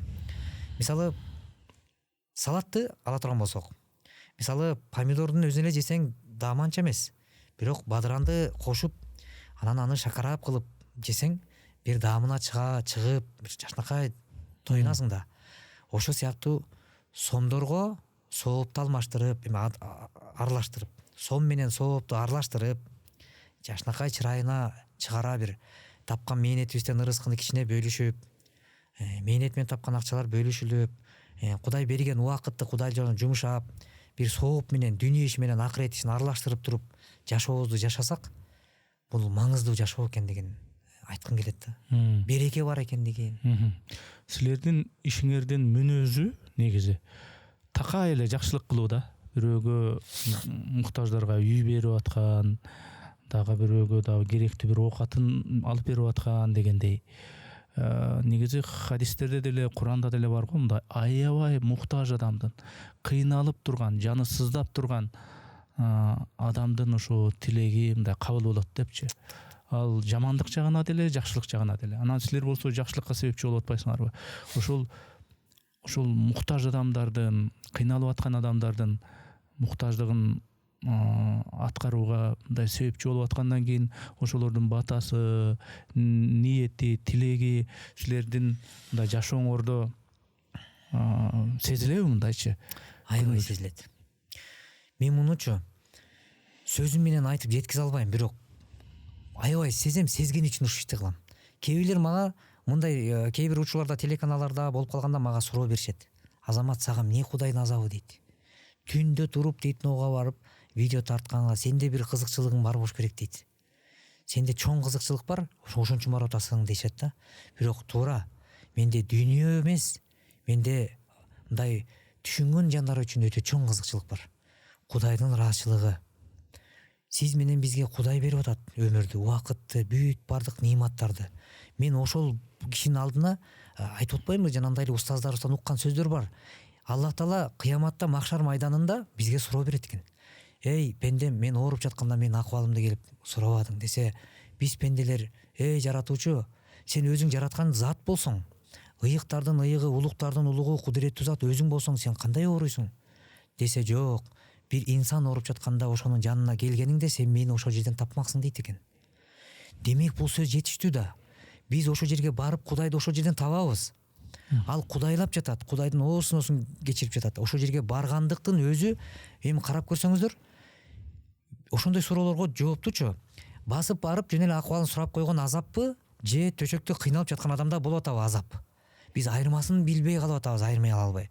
Ошон үчүн жанагындай учурларда барганыңда, бергенде, бата бергендечи, Эрниз байке. Мисалы өмүр менен өлүмдүн алдында жатат да адамчы. Барсаң колумду кой бербейт да. Азамат дейт, мен эртерээк Кыргызстандан алып чыгып кеткилечи. Мен жакшы болбой баратам дейт. Мен өлгүм келбей атат дейт. Мен жашагым келип атат. Балдарым жакшылыгын көргүм келип атат. Өлүмдөн коркуп атам дейт. Мен даяр эмесмин дейт азыр дейт. Мен эмне деген кылык жоруктарым бар. Бүт бардыгын ойлоп алып коркуп атам. Бир амандын алып калгалачы, мен эртең бүгүн эле кете берейинчи дейт. Эми ал бүтүп кетиши үчүн ага виза ачылыш керек. Башка көп маселелер бар. Ошентип ал эртесин келсем ал байкем уже өтүп кеткен болот. Эми бул жерден кантип зейин кейбейт. Бир жолкусунда Ошко, мен мындай случайлар көп эле болот. Ошко барып калдым да, Ош облус больницада бир ата жатат экен. Анан мен кирип барып калдым, барсам эле бүт баарын сүйлөшүп коюптур. Анан түп-түз эле реанимацияга кирип бардым. Кирип барсам, врачтан уруксат алдык. Кирип барсак эле ата жатыптыр. Мен атаны биринчи жолу көрүп атам. Бирок ал ата мени көрүп жүрөт экен. Мен кирип барсам ата мени башкача кабыл алды да, төшөктө жанагы эмесин салып, улам дем алып жаткан экен. Анан мен барсам жанагы кислородун алып кичине сүйлөшүп видео тартыш керек болду. Анан мен кирип барсам, келдиңби азаматым деди да. Азаматым дейт. Келдиңби азаматым деди. Анан мен келдим байке, жаныңызга келип калдым мына. Сиздин Кудай шифасын берсин. Мен колуман келишинче эмемди күчтү топтоп бир эмени жасайлы дедик. Сиздин бүт балдар кыздарыңыз аракет кылып аткан турбайбы? Жакшы сөзүңүз менен жардам берүү, алгач жакшы сөз менен үмүт берүү, бул эң чоң жардам. Ошентип үмүт берип, анан атага эметип, анан видео тарттык, аябай ыраазы болду. Анан аңгыча эле видео тартып бүткөндөн менен тиги суу сурады да. Анткени анын ичинде эч ким жок да, мен эле киргизет, врач башка эч ким киргизген жок. Анан менен суу сурап атпайбы? Анан мен ал жерде сууну алып туруп, мынтип суу ичирдим оозунан, бир кээден суу ичип, анан суу ичип рахматын айтып, анан батаңызды берип коюңузчу мага. Мен бул ишти баталуу үчүн кылам. Сиз менин үй бүлөм үчүн, ата энем үчүн, уул кыздарым үчүн, өмүрлүк жарым үчүн бир дуа кылыңызчы десем, дуа кылды. Батасын берип ыраазы болду. Анан мен кетип калдым. Аэропортко, түз эле аэропортко бардым. Аэропортко баргандан кийин көрсө ошол күндөн алдың, эртең менен таң амал мындан суу алат да иштенчи. Суу алганда мен эме айткым келет да, суу алганда да кээ бирдей врачтар баягы нормалдуу эмеси менен албастан көбүрөөк алып койгондуктан давление волна болот дагы, жидкостьти көп кетирип, анан адам эмесин жоготот да. Ошентип мен аэропортко барып отурсам, анан кызы ыйлактап чалып атпай, атам өтүп кетти, адам үзүлүп кетти депчи. Эми караңызчы Эрнст байке, мен Бишкектен чыктым, самолет менен учуп бардым. Аллах таалачы ушундай кызматты мага кылдырып койгон аябай мындай сүйүнөм да. Себеби биздин өмүр кыска, биз бир күнү жакшылык кылсак кылбасак да биз өтөбүз дүйнөдөн. Бизге окшоп көп адамдар келген, бирок ошол ата мындай башкача көз караш менен мени узаткан да. Бирок бата берип, ошол адамдын ыраазычылыгын алып, ошондой эми ал бир эмес, бир канча адамдар. Бирок мындай жашоону эгерде жалаң дүйнөнүн арасында алып урушуп жүрө турган болсоң, аны таптакыр башкача түшүнүп ойлонот экен. Адам эмне менен көп алектенсе, ошонун айланасында ойлонот экен да. Могул жаатта адамдык жашоо, ой жүгүртүү бул таптакыр башка экен да. Ошон үчүн жөн гана сыйлашып, анан Кудай берген убакыттычы сонун пайдаланып эле жашаш керек бүгүн бизчи. Андан сырткары жана азыр көбүнчө көбөйүп баратабы же бул нормалдуу эле көрүнүшкө айланып баратабы, жанагы Индияга операция кылдырышым керек, ушу баламы, атамы же апамы деп, ошого каржы керек деп ошо жардам сурагандар да көбөйүп кетпедиби? Анан ошого жалдырап тим элечи карасаң баласы ыйлап аткан, кызы ыйлап аткан, ушул тилек өзү аткарылса сонун болот эле деп, ошондойлор дагы мындай көп кайрылабыз. Бүгүнкү күндө ооба мындай кайрылуу да өтө өкүнүчтүүсү ушунун кайрылуунун күн санап өсүп жаткандыгы. Бул боюнча мен саламаттык сактоо министрлигине бир канча ирет кирип, жогорку кеңештин депутаттарына мен бир канча жолу кирип сунуштап, силер трибунада чыгып сүйлөйсүңөр, Жанар деп, Жанар Акаевга мен бир 3-4 ирет кирдим. Жанар, тиги Медер Алиевке кирдим. Эмечи Медер ага кирип, Медер мынага айткылачы алда трибунадан, же мага бир 3 мүнөттүк эле бир трибунадан бир убакыт алып бергилечи, мен ошол бүткүл өкүлдөргө кайрылайын, эл өкүлдөрүнө. Чыгып тур трибунадан сүйлөсөңөр аябай айтасыңар. Мамлекеттин башкы байлыгы эл, башкы байлыгы эл дейсиңер. А мамлекет башкы байлыгынан аксап атат. Эл башкы байлыгынан аксап атат. Эл ден соолугунан аксап атпайбы? Негизги элдин байлыгы ден соолукта. Ден соолуктан жабыркап атат. Эгер мамлекеттин элинин саламаттыгы жакшы болбосо, ал өлкө каяктан өнүгөт? Өнүгө албайт да. Жарандык эмесин аткара албайт. Ал мамлекетке эмес, өлкөнүн өнүгүүсүнө эмес, өзүнө жардам бере албай жатат. Анан ошондой адамдардын кыйынчылыгы болуп атат. Жанар айтчы. Айткылачы, муну чакырык кылгыла. Жанардан Алла разы болсун, трибунадан менин үнүмдү жеткизди, айтты. Бирок убакыт ала алган жокмун. Бул жерден убакыттан пайдаланып айткым келет да. Мен ошол бийлик өкүлдөрүнө, ат тизгини колунда турган аталарга бүгүн Кудайга шүгүр, алар жакшы аппараттарды алып келип бүгүнкү күндө орнотулуп атат. Медицинага жакшы жабдыктар, сонун немелер орнотулуп, эми болгону гана адамдык сапат менен иштей турган врачтар керектелет, жакшы иштеп беришсе, жылуу мамилесин жасапчы. Мунугул көбөйүп аткандыгынын себебин мен ушундай түшүнөм. Бүгүн эмнеден улам көбөйүп атат? Оору жашарып атат деп атабыз. Оору жашарат да. Кытайдын мармалаттарын жана болбогон бир кирешки-мерешкилерди балдар кыздарыбызга берип атабыз.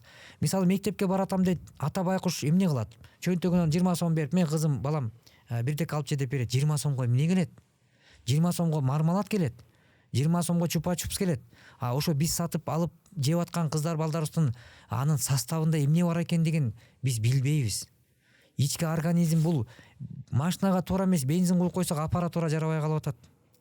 Муну организм деген эт да бул болбогончо. Биз уулуу заттарды менен азыктандырып коюп, организмдерди талкалап атабыз. Жаштайынан мына азыр бизге кайрылып атат. Төрөлгөн бала ооруп төрөлүп атат. Бул чоң коркунуч да, эртеңки болгон чоң коңгуроо бул.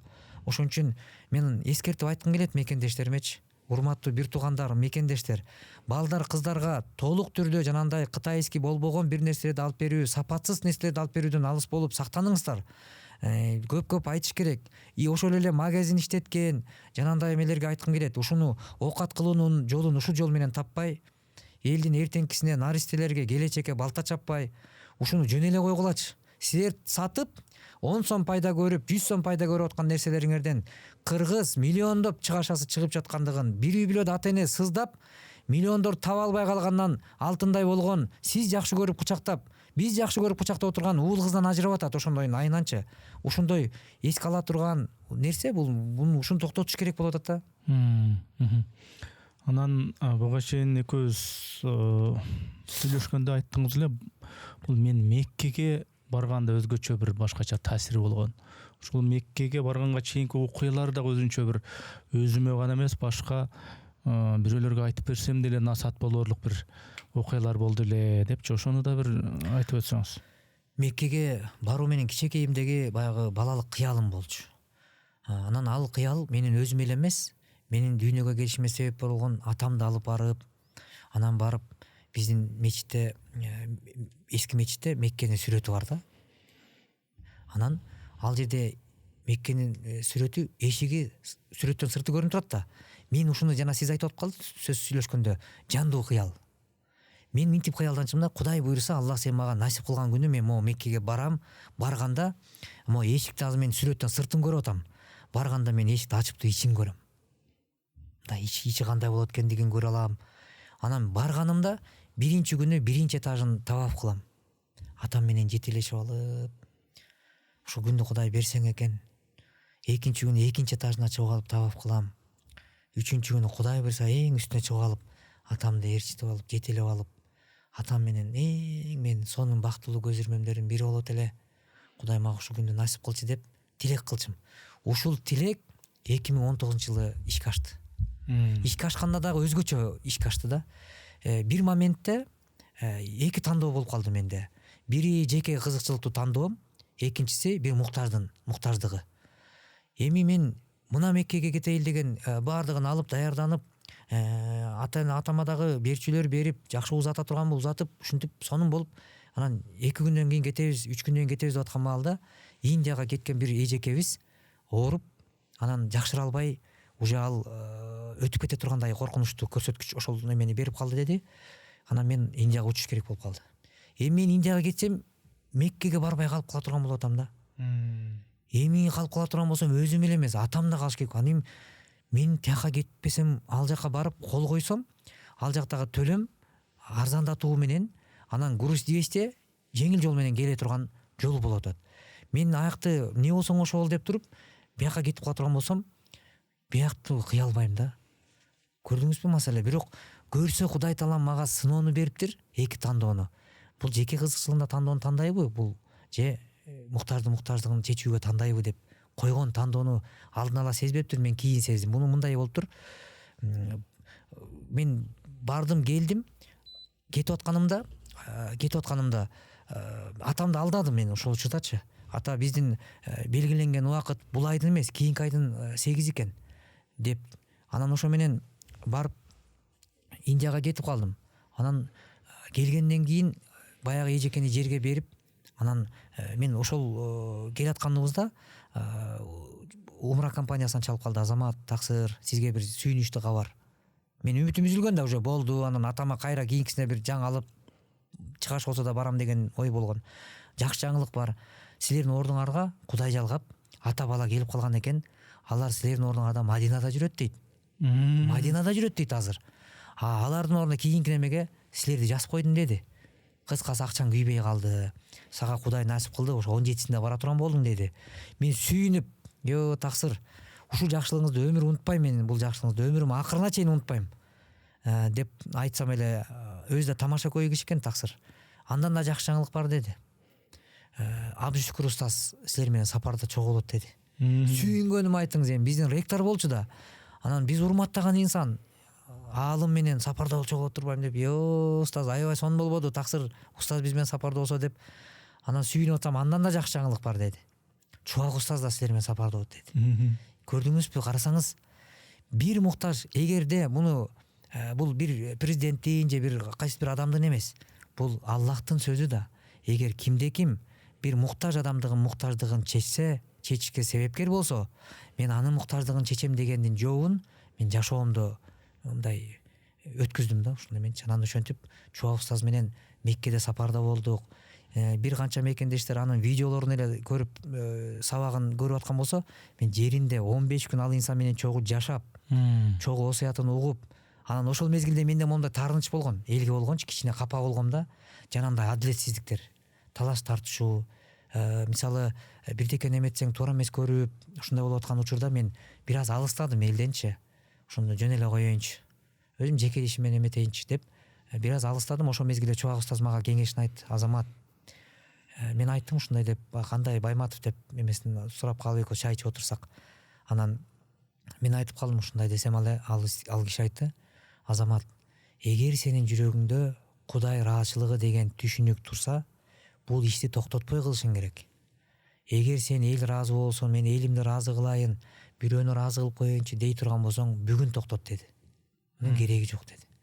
Эл көрсүндүн кереги жок. Көрсүн, элди ыраазы кылайын деген, бир адамды ыраазы кылайын деген, бул бекер кеп экендигин түшүн.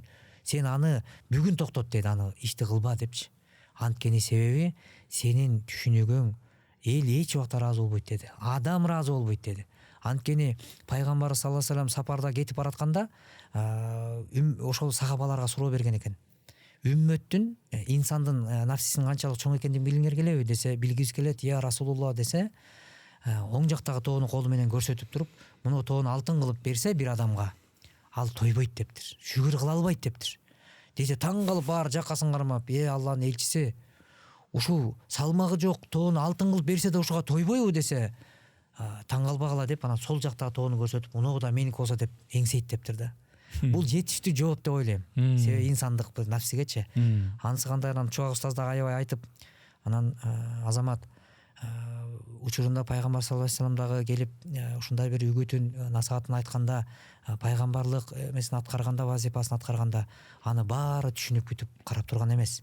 Аны жалганчы деген, аны ушундай алдамчы деген, аны эл бузар деди, таш параң калды, денеси канжалап, көлөчүнө чейин толуп, анан ошол кан бир тамчы жерге түшө турган болсо, ошол коомго жаза Аллахтын каргышы келет дегенди укканда, ал көлөчтөгү канды денесине сыйпап, менин үммөтүм азап тартып калбасын деп, элди мындай бир акыреттин ойлогон, ал акыретти ойлогон. Анан сен экөөбүз кимбиз деди. Сен экөөбүз эч ким эмеспиз, пайгамбарыбыздын кийген кийими эмес, кийимине жабышкан чаң дагы эмеспиз деп устаз аябай кеңешин бергенде, ошондо мен жандандырганда курчуткан. Эми атама жана уна алып бердим деп сыймыктуу айттыңыз. Атама ушул ажылыкка алып барсам экен деген сөздөрдү айтып атканда да бир сыймык менен айттыңыз да, ошондой тилегим бар эле депчи. Ошондон улам могул өтө бир дежур сөздөй, дежур насааттай көрүнгөнү менен бул өтө маанилүү нерсе да, могул ата энеге болгон урмат. Ушул ата энеге болгон урмат жөнүндө эмне айта аласыз? Ата энеге болгон урмат жөнүндө мен айткым келет. Мисалы, биз бүгүн коомдочу эң чоң көйгөй жан дүйнөнүн ачкачылыгы. Ата энелерибиздин айрым учурда алар балдарынын мээримине муктаж экендигибизди унутуп коюп атабыз да. Атам үйдө отурат, апам үйдө отурат, эми астында ашы турат, үстүндө кийими бүтүн. Эми үйдө болсо салып берип койгом, отурат да деген түшүнүк бар экен кезечи, биздечи, коомузда. Жок. Бизчи ата эне, эгерде биз азыр көргөн көрүнүштөрдү көрүп атпайлыбы? Мисалы, баласын таштап коюп чет өлкөдө жүрөт. Бала эненин мээримине муктаж болуп турат да. Алыс кетип калбадыбы? Биз түшүнбөйлүбү? Энеден деле биз алыс, атадан алыс кетип калсак, баягы мезгил алмашпадыбы? Мезгил алмашты. Эми бүгүн ошону таштап коюп биз талаада жүрөбүз. Атаң барбы жокпу? Ал эмне жеп атат, ишиң жок. Не десе үйдө отурат да, мен Кудай буйрса бир 6 айдан кийин барам деп коет. 6 ай бир гарантия менен атасы отура тургандай түшүнүк болуп атат. Анан мен айткым келет, ата энени келгилечи мекендештер, биз мындай урматтайлы. Мен өткөндө бир жакшы бир адамдар менен, агалар менен отуруп калсам, ошол агалардын эми өзүбүздүн акылыбыз эч нерсе дегеле жетпейт. Бирок акылдуу адамдардын акыл кеп насааты адамды алдыга сүйрөйт экен. Ошондо мага аябай мындай ушул сөздү мен сиздерге айткым келет, бир ортодо көпүрө болгум келет. Бир жакка кетип атканда дейт, учурашып атканыңда өлүмдү көп эстөө, бул өлүмдү батыраак келтиртип чакырып койгонго эмес, өзүңдү курчутууга гана жардамын берет дейт. А өлүмдүн эрте келүүсү, кеч келүүсү Кудайдан, аны айтып коюштан эмес экен. Ошон үчүн ата менен коштошуп атканда, үйдөн апа менен коштошуп атканда, апа, мейлиңиздер жакшы тургула, мен Кудай буйрса 1 жылдан кийин иштеп келем деп кетип атканыңда, ойлон дейт, бул менин акыркы жолку коштошуум эмес болду бекем. Мен атамды акыркы жолу кучактап аткан жок болду бекем. Мен келгиче атам жандуу денеси менен турар бекен, же мен келип көргүчө жансыз болуп калбайбы бул дене деген түшүнүк болсо, ата энеге болгон кусалык, сагыныч узак убакыт калып барбай анын бат келишиңе себеп болот экен. Үйдөн чыгып атканда балдар кыздарыбыз менен, өмүрлүк жарыбыз менен, мейлем алтыным сен жакшы туруп тур деген сыяктуудай нерсе, бул жакшыраак экен. Ошон үчүн айткым келет, ата энеге болгон кадырын, баркын барктап, көбүрөөк батасын алып калууга чакырам. Алар бүгүн бар.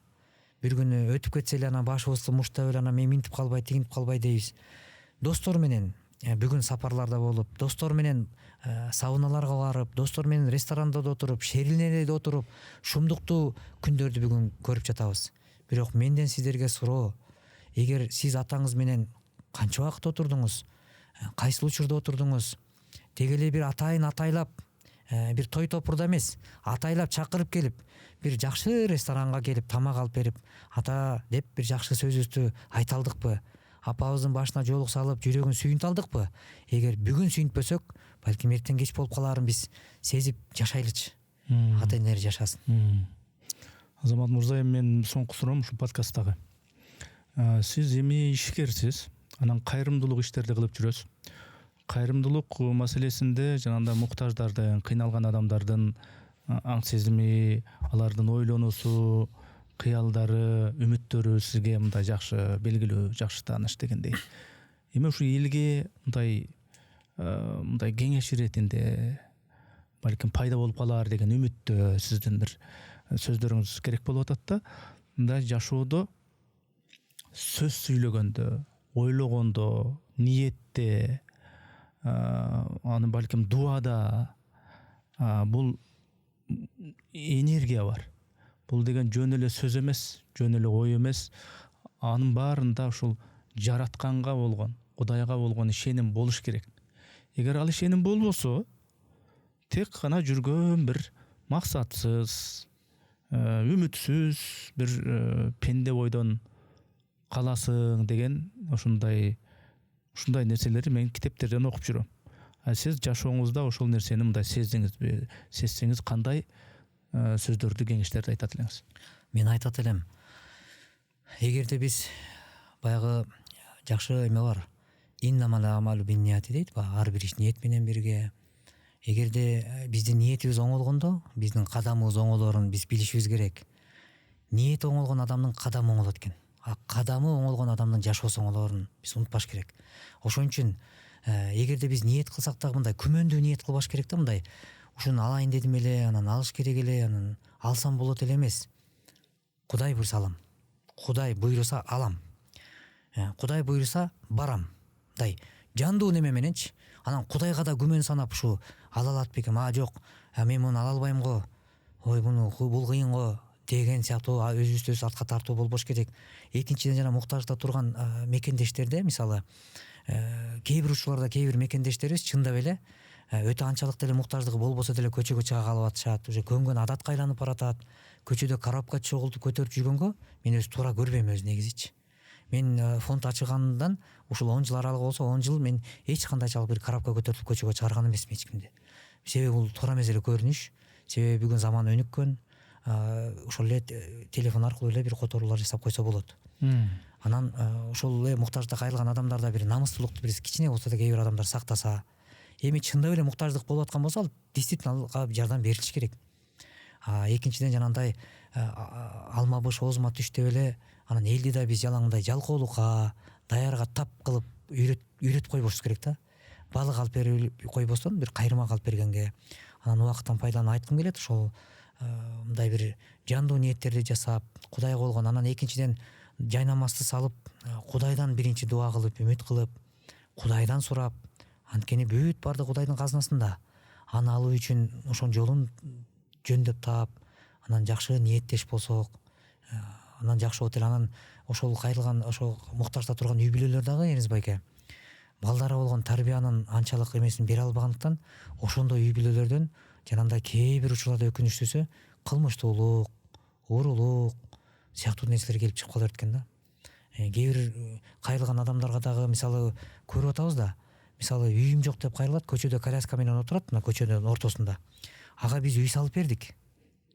Килтейген чоң баласы бар, мен азыр атын атабай эле коеюн, бирок эл билиш керек деп ойлойм. Эми килтейген чоң баласы турат, бир тууган, анын баласы национальныйда окуп атат. Мен ага айтып атам, сен апаңды көчөгө кайыртилетип коюп, отургузуп коюп, сен студент болуп кайсы араңа жүрөсүң, сен мындай жан башыңды бир жаратып сенчи. Сен каяктан эмне кыласың? Сен токтот окууңду, апаңды үйүңө отургуз дагы стройкага эле иштечи бар, акча таап да отурбайсың. Сен эми мындай жагдайга жараша жашаш керек да. Кээ бир учурда элдер акча берип атат, апамдын чөнтөгүндө акча бар, тигинин акчасын апасы таап берип атпайбы? Буга эмне дейт элдер? Эми ошол апаны алып туруп үйүнө отургузуп, үстүнө үй салдык. Бул жерде мен мындай айткым келет да, ошол үй салынып бүткөндөн кийин эжеге айттык, сиз көчөдө чыгып, кыргыздын энелери көчөдө, кыздары, келиндери көчөдө кайртилеп жүргөнү биз үчүн намыс, уят. Мындай туура келбеген нерсе биздин эмебизге. Силер отуруңуз десек, үй салып бүткөндөн кийин деле азыр деле отурат мына көчөдө. Буга ким эмне дейт? Мурда жок болчу, квартплата төлөйм дечи. Азыр квартплата төлөбөйт, бирок көчөдө отурат. Ошон үчүн айтайын дегеним, кандай деңгээлде болбойлу, ким болбойлу, байбы, кедейби, бизнес мененби, бизнес жок отурабы, кандай жашоодо жашап жатат, шүгүрчүлүк менен, каниет менен, түшүнүк менен жашасак эле, түшүнүшсөк, жашоо жеңил деп ойлойм.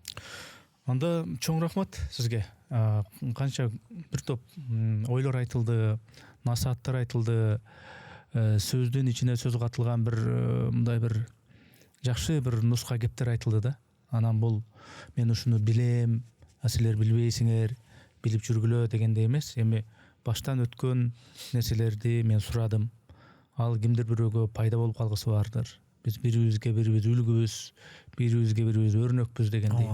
Ошон үчүн атайын ушул убакытты бөлүп, атайын келип бергениңизге, ойлорду билдиргениңизге мен ыраачылык билдирем. Ишиңизде ийгилик болсун, кайрымдуулук иштерди кылып атасыз. Аны дагы жараткан өзү көрүүчү, билүүчү зат ушул кандай тилектер менен, ниеттер менен кылып аткан болсоңуз, сизге дагы жараткан ошондой жакшылыктарды берсин. Жараткан сизди, сиздин жакындарыңызды туура жолдон адаштырбасын. Кудай буйруса. Мен ошо жыйынтоочу сөзүм катары айтып коеюн сиздерге да. Мени убакыттан пайдаланып чакырганыңыздарга рахмат. Ушул жерге келип, сиз менен мен сизди ошол багы эфирлерден көрүп жүрөт элем. Кичекейибизде сиздин башка иш алып барууларыңызды көрөт элек. Баягы багытты алып барчу эле. Ошолорду көрүп биз чоңойгонбуз да. Анан бүгүн сиз менен ушинтип Кудай насип кылгандыгына сүйүнүп, сыймыктануу менен да отурам элдин алдында. Аллах Таала сизден да ыраазы болсун. Мамлекетибиз эртерээк өнүгүп, өсүп, өлкөнүн өнүгүүсүн кааласаң өзүңдөн башта дейт. Ушу ар бир мекендешибиз ушундай бир салымын салса, мекенибиз өнүксө, анан буйруса жашоо турмуш жакшырып, Кудай буйруса бир жакшы бир бакубатчылыкта жашоо өмүрдү насип кылсын. Айтканыңызга бар болуңуз.